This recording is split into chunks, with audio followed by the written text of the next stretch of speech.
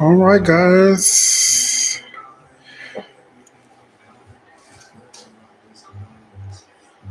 All right. Ooh, my eyes. All right, guys. All right. I hope everyone's having a great afternoon this morning. Hope everyone's having a great slash brunch slash noon today. I hope everyone's having a great day. I know it's cold in certain areas today, so I hope y'all stay bundled up, stay warm, and all that good stuff, and stay safe. We're supposed to get some snow tomorrow here in Dallas, so I'm excited for that. But at the same time, I'm excited for the people on the highway who cannot drive. So um, we want everybody to be safe for the next couple of days in the Dallas Fort Worth area. If you're here in Dallas, I mean, we need y'all to be safe. We have a lot of things going on coming up for the weekend, and we're supposed to have some snow in here. So a lot of people y'all cannot drive. A lot of people don't understand slow down when you're on some snow. You can't go fast on snow. Y'all should be learning from past previous events during the pandemic. Y'all should learn. 2022, y'all should learn. 2021, y'all should learn how to drive. If you have to get out there in some snow, guys, please be careful and watch the drivers that don't know how to drive. You probably know how to drive, but the ones behind you coming up flying don't know how to drive. So just be careful for the next couple of days here in Dallas, guys. I hope y'all be safe. But I want to come on here and welcome my travel coordinator, family exclusive people. Happy New Year. I haven't talked to y'all in a couple of weeks now. So this is our first live for the first of the year. So happy New Year. I hope holidays was great for y'all guys. If it wasn't, I'm sorry it wasn't. I understand. It can always get better. It can't get no worse than what it was. You got to go up. Just remember that you got to go forward. Okay. So let's get started with this live today, guys. I'm excited. This is live number 16. And the topic today we're going to talk about is seasonal travel considerations. I picked this topic because of we are in the winter months. You can still travel. I know a lot of people like to take vacation during December and January. So I picked this topic so give y'all some general information, some resources that y'all can use to move forward when you're booking your trips. Okay, let's start with the first one. I gave y'all some handouts on Monday. First day back on Monday. I hope y'all looked over. I hope y'all looked at them. The first one we'll talk about is navigating accessibility challenges in winter, spring, summer, and fall. So it's going to be all year round. It doesn't have to be for the winter or the fall, but for every changing season we have. Okay. So the first one I got is talking about planning around crowds, weather, and seasonal allergies. So let's get started with that one first. Okay. Number one is avoiding crowds. Okay. So on avoiding crowds, these things you will look for. Traveling during off-peak season. Well, I always say that. I always tell everybody that if your schedule cannot work out for you to travel on off-peak season, I understand. Those are the best times to go. Research your destinations, peak tourist periods, and plan trips during shoulder season, just before and after peak season. So you want to try to look for better deals, less crowded people. So that's what you're mostly looking for, the people with disability. I know some of y'all like to be in crowds, some of y'all don't. So we try to balance for everybody. Next thing on the avoiding crowds is early booking and arrivals. You want to book attractions and tours early in the day or for off hours. Just avoid long lines and crowd spaces. Okay. Yes, you want to try to book your all your attractions, your excursions. If they have a, if you can do it online, you do it online. If you're not a computer person that can do it on computer, they should have a phone line. You should be able to call and book early. Okay. Next thing is smaller groups activities. This is what you're looking for. Break your group into smaller clusters for tours to avoid overwhelming crowd attractions. Yes, everybody have their peppies. Every person is different. So you want to make sure that, hey, I would like to be in a big group. I can't listen. I can't stay attending traction, listen to and learn, or it's too much around me. I'm not going to be happy. So those are the things that you look for avoiding crowds. Okay, here goes some tools to use. You can crowd tracking apps. Like if you go to Disney World, many experience for the theme parks, they have apps that you can go through. Local events calendars to steer clear of festivals and conventions unless they're a part of your itinerary. That's right. A lot of destinations you go to might have festivals going on, conventions going on. You want to look it up before you go, before you book. Okay, so those are things you just use as you go along. Number 2 is accounting for weather. I know this is my first thing I do before I book. I go see, okay, how the weather gonna be in a couple weeks. That's how I plan my trip, according to the weather. Tips: you're going to research seasonal weather trends. Use weather history to predict conditions during your planning to travel dates. Yes, you can do that. Next thing you're going to do is plan for weather appropriate activities. Have indoor for alternated for rainy days, flexible outdoor scheduling during pleasure weather. So it depends. If you still make this trip and you know it's going to rain, you still want to go. Rain is not going to stop you. Okay, have a plan B for something indoors to do.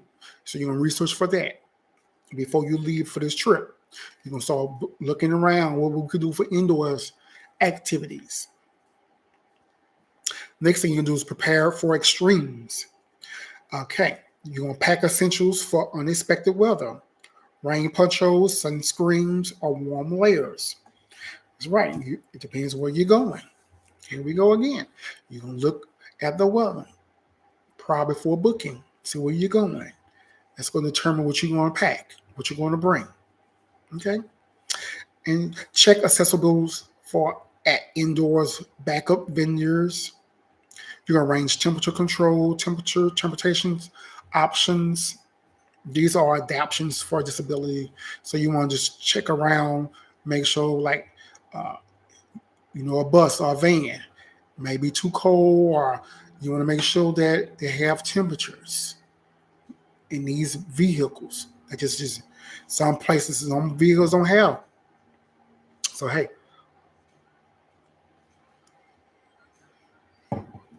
so you just got to be aware, be cautious, just start thinking. Number 3, you're going to manage seasonal allergies. And here we go, especially for me. I got bad sinuses. My son's acting up now. Right now here in Dallas, we got a mountain cedar. Is really bad right now. It's very high. Most of my sinus act up here in Dallas is always during December, January, February. March, it get better. The pollen's leaving by the time March get here. But ours starts in December. Because we got this mountain mouse, whatever it is here. Baby, I tell you, you think in the wintertime, because of the cold air, this time's going to be okay. No. Mine gets worse during this time, from December to February. Horrible. So this is what you got to look for. Know the allergy season. Research local pollen forecasts for your destination. Spring and fall are peak season in many areas. That's right. Choose low allergy destinations. Okay. Yeah. Option for less vegetarian areas or destinations with a minor pollen activity.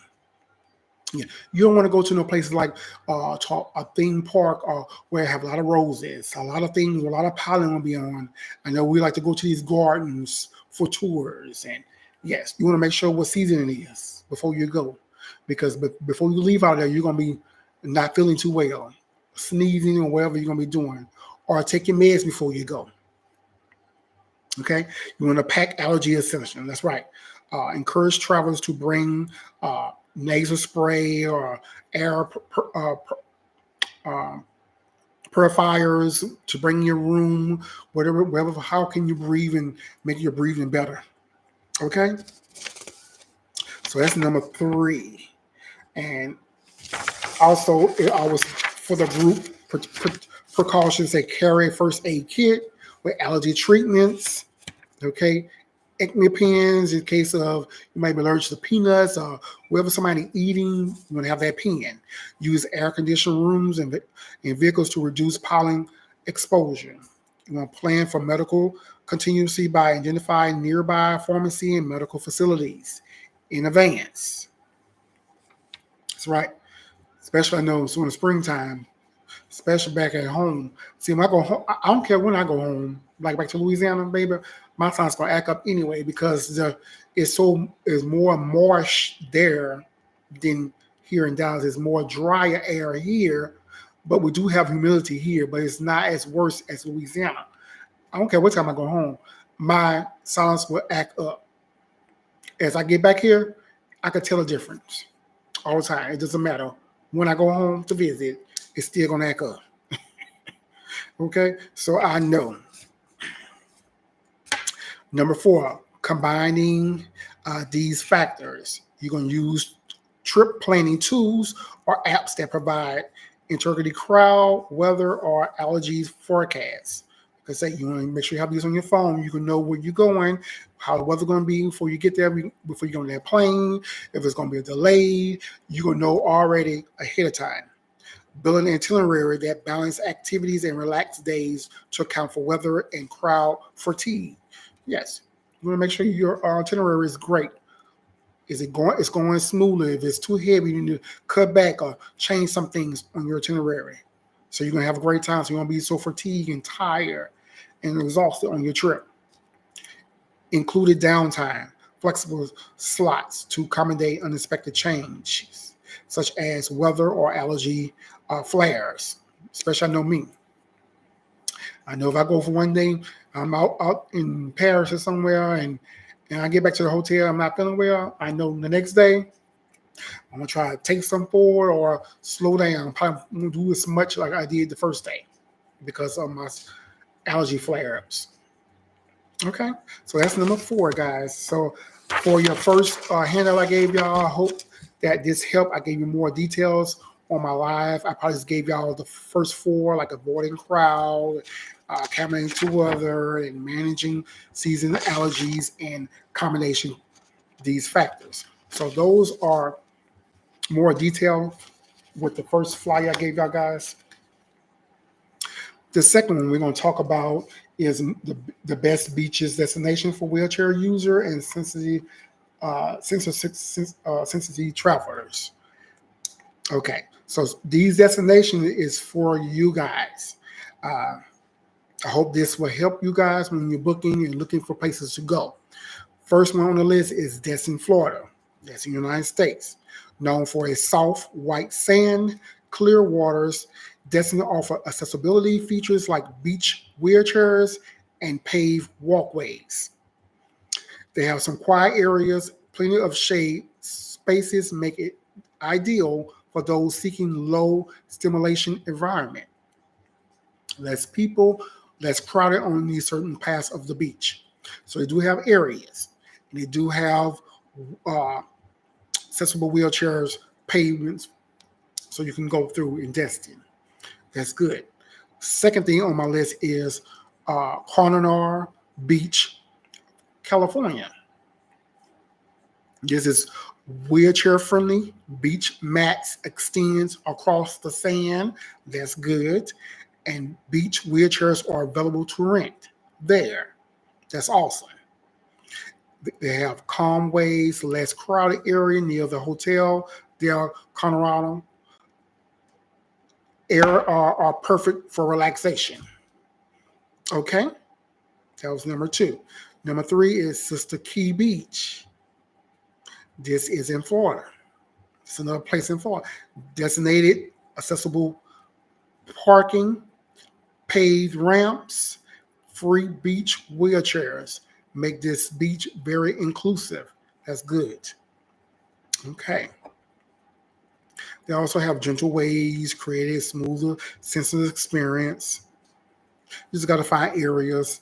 Uh, but this one right here, since Sister Key Beach in Florida, is mostly for y'all, for the people who have a disability.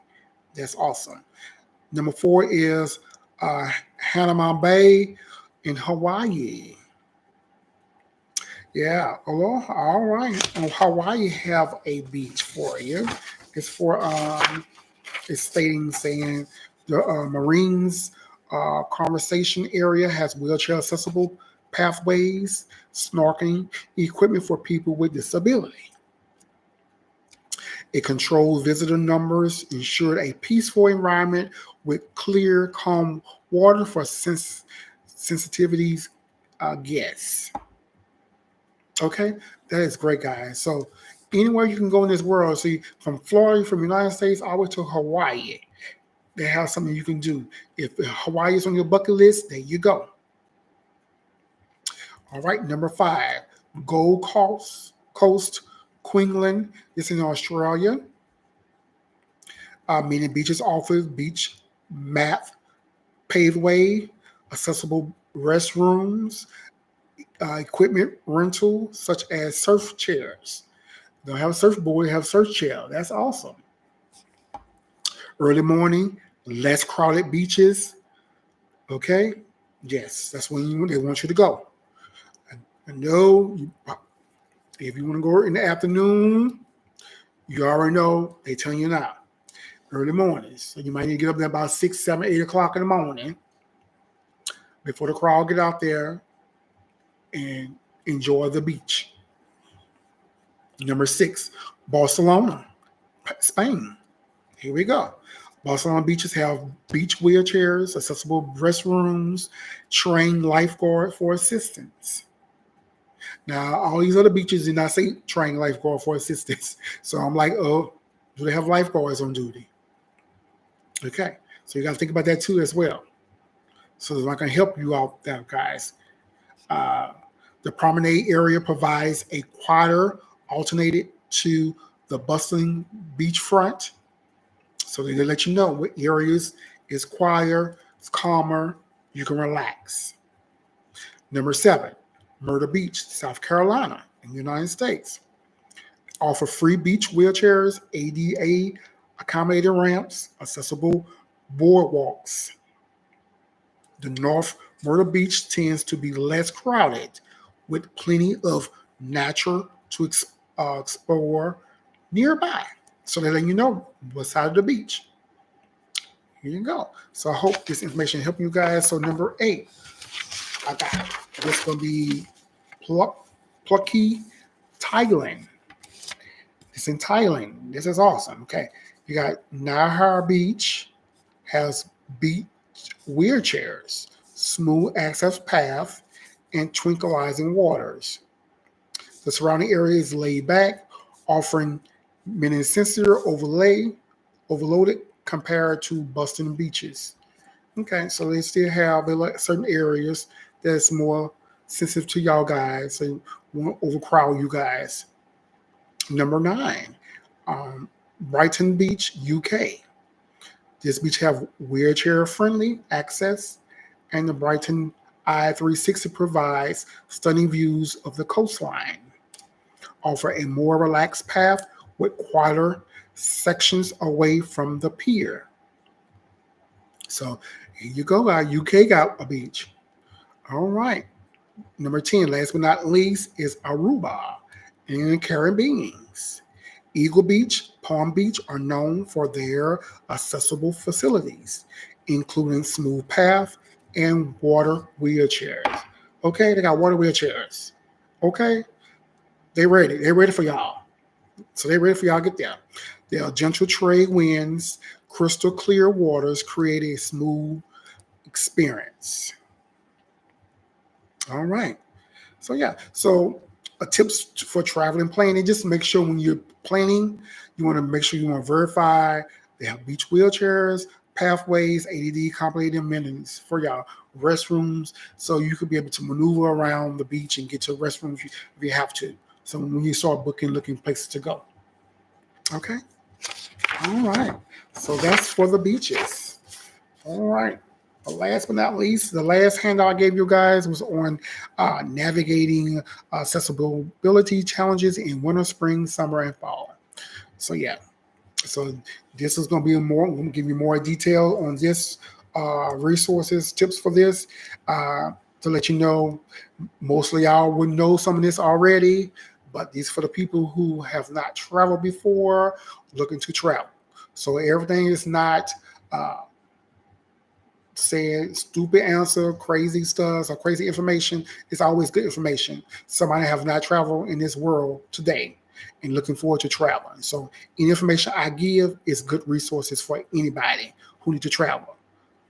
If you have traveled before plenty times, this is just going to be a update that you know, okay, I'm doing something right. I'm packing, doing something right. Okay. Now let's start with winter. Here are the challenges: snow, ice, cold temperature, limited daylight. Okay? Yes, this is what you're going to deal with in the winter. So, mobility aids, equip wheelchairs and scooters with snow tires, anti slip covers, use canes with ice grips for stability. Okay. So, for the ones who've been in the snow already, who live up north, deal with snow on a regular basis, so you already have most of this equipment already before you go on vacation. So you have some of this equipment. So for the ones who don't live up north and it's summer, hot all the time. So if you plan to go up north on vacation, so you will need some of these equipment, wheelchairs and scooters, snow tires, anti-slip covers. So write that down. Okay. And if you're walking with a cane, you want to use a cane with some ice grips so you won't slip. Number 2, layer clothing. Ensure accessible winter gear like adapting coats, gloves is ready available. Yes, you want to make sure you have gloves and stuff like that, scarves and hats. And if you're going to low temperatures, like right now, we at 28 right now. I think 28 is, yep, it's still saying showing 28. And it's cold. Yes. When I go outside, I've got a hat on my head. Okay. I did my hair for this live because, baby, normally it would not be like this because normally I would have a hat on my head. But I did it because I'm coming live today. So I did my hair a little bit so to be presentable. But if I'm going outside, trust me, put a hat on my head because it's cold out there. Number 3, indoor navigation, seeking destination with heat, accessible indoor pathways, entryways. So you want to look for all this. Make sure that is safe so you can in and out these places. Okay. Number 4, transportation. Arrange accessible vehicles with winter tires and clear snow-covered pathways before arrival. Most likely, the drivers, before they come pick anybody up or transport anybody to where they're going, most likely they are prepared for the winter. They should have these on their vehicles. If not, just pray that you get to your destination safe and sound.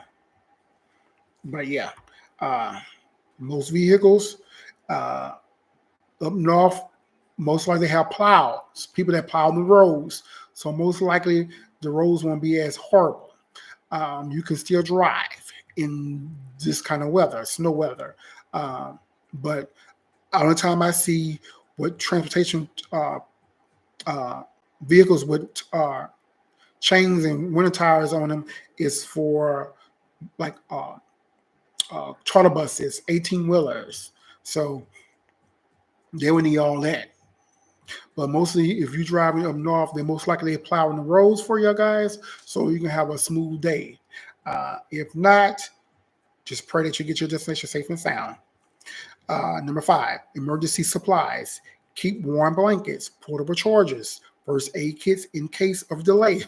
You'll want this right here. This should be number 1. Wherever you're going, to airport, I don't care where you're going, on a train, bus, whatever. You may have a delay at any time.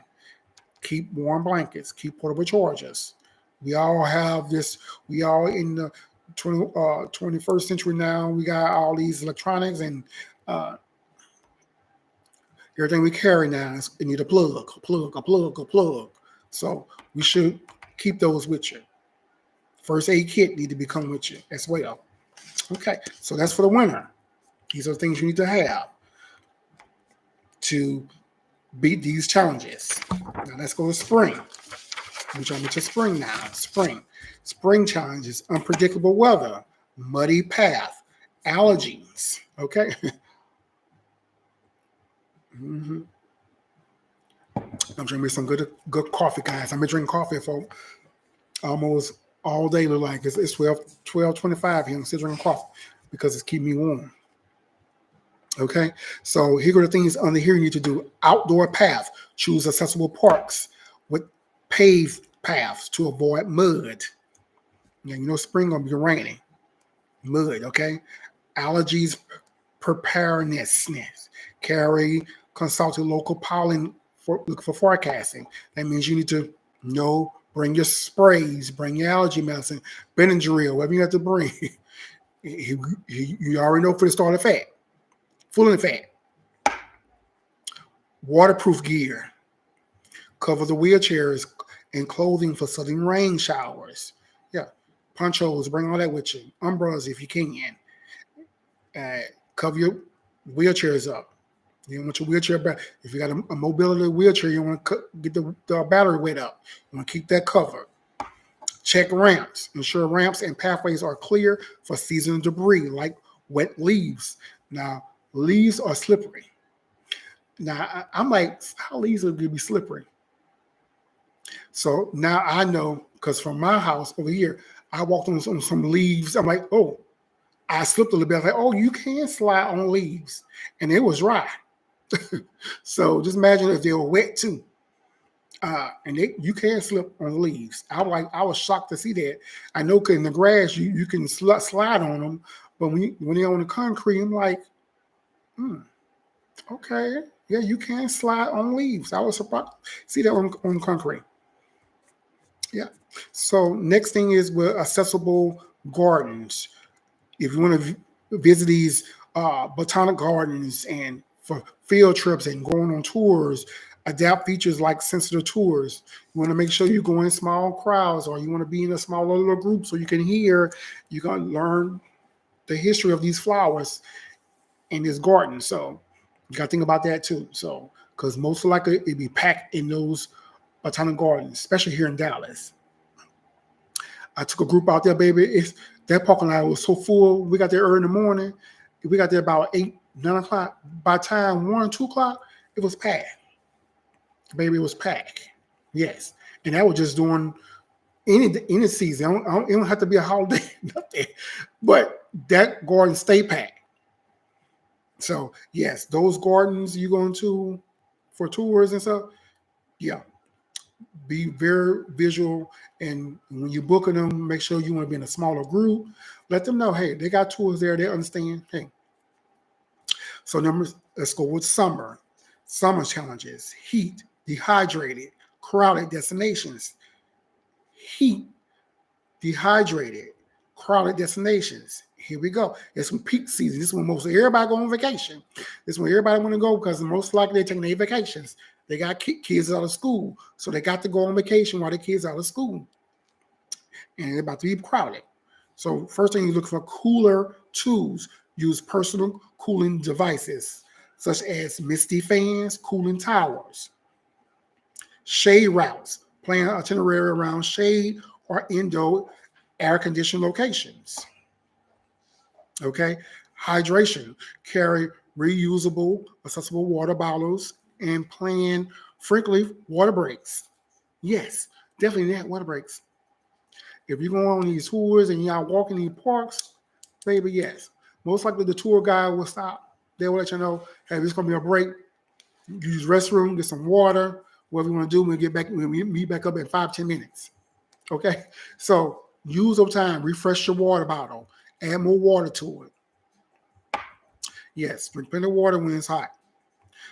The next one is crowd management. Here we go.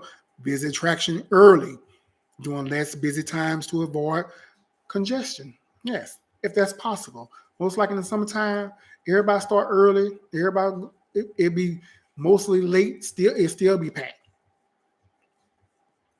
So you might have a less morning, might be a less not as packed, but it's starting to get packed.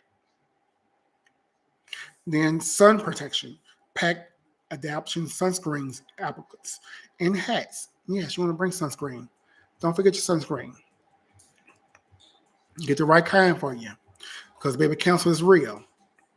Cancer is real. Cancer come, baby. We don't think we don't get burnt. Yes, you will get burnt. Even us, we get burnt. So bring your sunscreen. Someone said black don't crack, but black can still get burned, baby. You still can feel it. Yeah. But yes, so bring sunscreen regardless. Put it on probably before you leave the hotel room, whatever. So that's the summer. So now let's go to the fall. Last but not least, here go the challenges for the fall. So slippery leaves. Here we go. Like I said, early sunset. Temperatures fluctuate. Yes, here we go. Non-slip shoes. Recommend footwear with good attraction to navigate wet leaves. You're right. Because when it's dry, you can still slip. Lighting aid. Equip individuals with portable lights for shorter daylight hours. Layer clothing. Prepare for various temperature with easy adjustment garment. Here we go. So you know, once it gets dark and cool at night, it might get a little cooler. You want to have long sleeve shirts to put on a small jacket, whatever. Ramps and pathways. Ensure path are clear of falling leaves and safe for wheelchairs or other mobility devices. Here we go. Them leaves, baby. Them leaves is, you see how much they talking about these leaves, huh? Leaves you can break a leg, break an arm, fall back, break a neck, hurt your back. These leaves are no joke. They are no joke, people. Please take consideration. Okay, you don't want to fall. Trust me. Especially when you're older. If you're a child, you might bounce back up. But once you get old, no bones get old, baby, you falling, breaking an ankle, hurting the leg, hurting the arm, wrist, popping the wrist, all that. That's not good. Okay. So seasonal activity option for accessible fall activities like pumpkin patch with path accessible, hay rides with adapting seating. So if you want to do any one of those, you gotta call ahead of time, make sure that they have these pathways wider for wheelchairs to come through. If they have hay rides you want to ride, they are wider for you to get on. All that good stuff, guys. So yeah. So these seasonal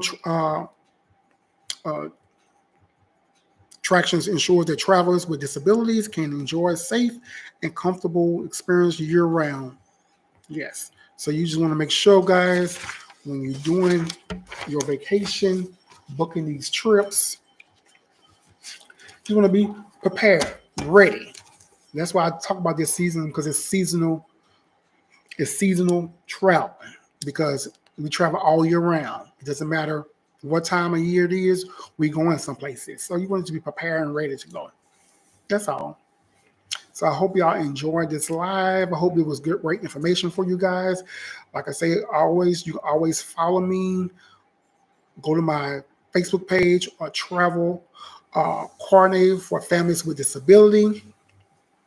You have to have a disability to be in this group, guys. I'm not accepting nobody but people that have a disability. Now, if your parents have a disability, yes, you can join. Let me know in the question because they have 3 questions you have to answer to let me know. If you have parents with disability now, you taken care of, you're a caregiver, you could join this group. Because I've been denying about 8 people already that don't have disability want to get in my group. Now, if they get in my group, this is for people with disability. I have other groups you can join, but not this group. You're not forgetting my group and blast my group with promotion, what you doing. This is for families with disability, not family, an individual with disability, but anybody with disability you can get in this group. It's on Facebook. That's Travel Coordinator for Families with Disability. So yeah, you can go there. You can keep in touch with this. I have it on YouTube for the people who are not in the group. You can still watch it. You can see it on YouTube. Okay, it's there for you guys as well. All right, so this is it for today live, guy, for Family Exclusive Live number 16. I will see y'all on next week for next week topic, but Family Exclusive. So I wish I have a great rest of y'all Wednesday. Be safe out there, like I was saying about this weather, guys. I don't care where you're at. Be safe. Take your time. If you have to drive in this weather, just be on the lookout for the crazy people who cannot drive. Okay. Like I said before, I guess all my life, don't allow the devil to steal your joy. Be blessed. Be safe. Talk to you soon, guys. Have a good day. Bye. All right, YouTube. Let's cut y'all off. YouTube, Instagram.